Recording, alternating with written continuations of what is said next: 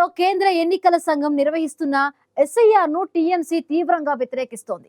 TMC నాయకురాలు Bengal CM Mamata Banerjee మరొకసారి రెచ్చగొట్టే వ్యాఖ్యలు చేశారు. ఎస్ఐఆర్ కు వ్యతిరేకంగా మహిళలను ఉసిగొల్పేలా మమత తీవ్ర వ్యాఖ్యలు చేశారు. ఎస్ఐఆర్ సవరణ తరువాత ఓటరు జాబితాలో పేర్లు తొలగింపునకు గురైతే కిచెన్ టూల్స్ తో మహిళలు సిద్ధంగా ఉండాలని మమతా బెనర్జీ చేసిన వ్యాఖ్యలు బెంగాల్ రాజకీయాల్లో దుమారం రేపుతున్నాయి.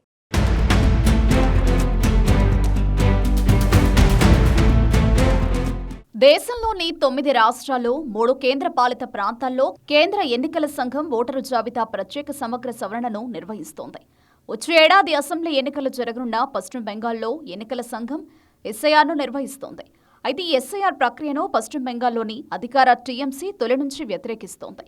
బీజేపీ కేంద్ర ఎన్నికల సంఘంతో కుమ్మక్కై స్పెషల్ ఇంటెన్సివ్ రివిజన్ ప్రక్రియను ఉపయోగించి అర్హులైన ఓటర్ల పేర్లను, ముఖ్యంగా తన పార్టీకి మద్దతిచ్చే వర్గాల వారి పేర్లను ఓటర్ల జాబితా నుండి చట్టవిరుద్ధంగా తొలగించాలని చూస్తోందని మమతా బెనర్జీ గత కొన్ని రోజులుగా ఆరోపిస్తున్నారు. అంతేకాదు, ఎస్ఐఆర్ ప్రక్రియను సూపర్ ఎమర్జెన్సీతో పోల్చారు. ఈ ప్రక్రియ ద్వారా బెంగాల్ ప్రజలను కేంద్రం వేధిస్తోందని మమతా బెనర్జీ ఆరోపించారు.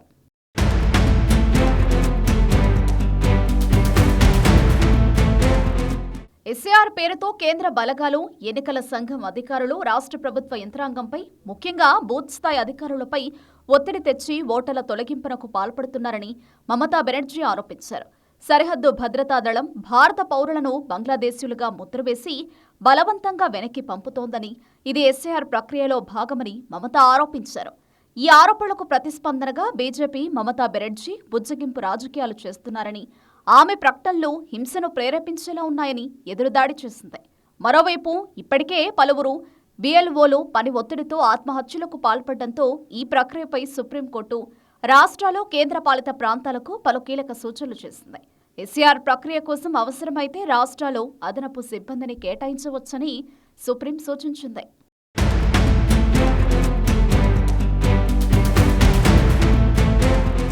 పశ్చిమ బెంగాల్ ముఖ్యమంత్రి, తృణమూల్ కాంగ్రెస్ నాయకురాలు మమతా బెనర్జీ మరోసారి రెచ్చగొట్టే వ్యాఖ్యలు చేశారు.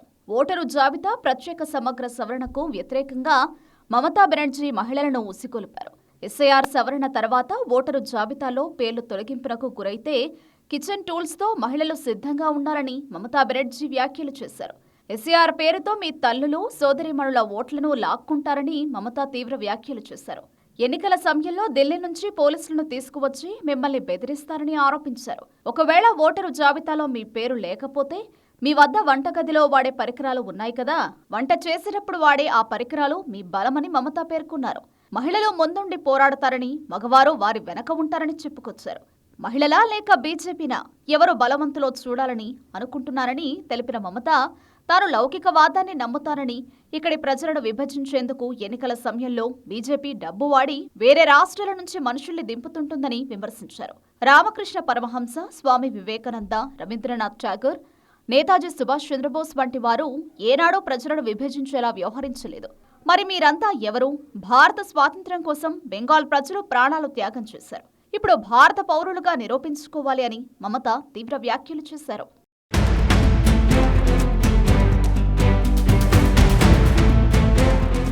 ఎస్ఐఆర్ కు వ్యతిరేకంగా పశ్చిమ బెంగాల్ ముఖ్యమంత్రి మమతా బెనర్జీ గత కొన్ని రోజులుగా ఆందోళనలు చేపడుతున్నారు. ఈసీనే బీజేపీ కమిషన్ గా మారిందని, ఢిల్లీ నుంచి వచ్చిన సూచనల ప్రకారం నడుచుకుంటోందని ఆరోపణలు చేస్తున్నారు. మరోవైపు ఇటీవలే పశ్చిమ బెంగాల్ రాష్ట్రంలోని బీజేపీ ఎంపీలకు ఇటీవల ప్రధాని మోదీ దిశానిర్దేశం చేశారు. ఎస్ఐఆర్ ప్రక్రియ సరళంగా, పారదర్శకంగా ఉండేలా చూసుకోవాలని మోదీ సూచించారు. అర్హత ఉన్న ఓటర్లను చేర్చడం, అర్హత లేని వారిని తొలగించడమే దాని ఉద్దేశమని, ఇదే సందేశం క్షేత్రస్థాయికి చేరేలా చూసుకోవాలని ప్రధాని మోదీ బీజేపీ ఎంపీలను ఆదేశించారు. మరోవైపు ఎన్నికల సంఘం ఎస్ఐఆర్ను ఓటరు జాబితాలో అవకతవకలను గుర్తించేందుకు నకిలీ ఓటర్లను తొలగించడం, అర్హులను చేర్చడం కోసమే చేపడుతున్నామని చెబుతోంది. కానీ బెంగాల్ సీఎం, టీఎంసీ నాయకురాలు మమతా బెనర్జీ మాత్రం ఎస్ఐఆర్పై సంచలన ఆరోపణలు చేస్తుండడం బెంగాల్ రాజకీయాల్లో దుమారం రేపుతోంది.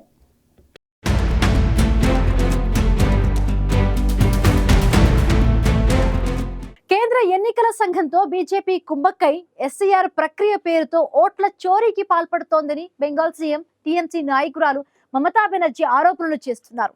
తాజాగా మరొకసారి మమతా బెనర్జీ మహిళలను రెచ్చగొట్టే విధంగా వ్యాఖ్యలు చేయడం బెంగాల్ రాజకీయాల్లో చర్చనీయాంశంగా మారింది.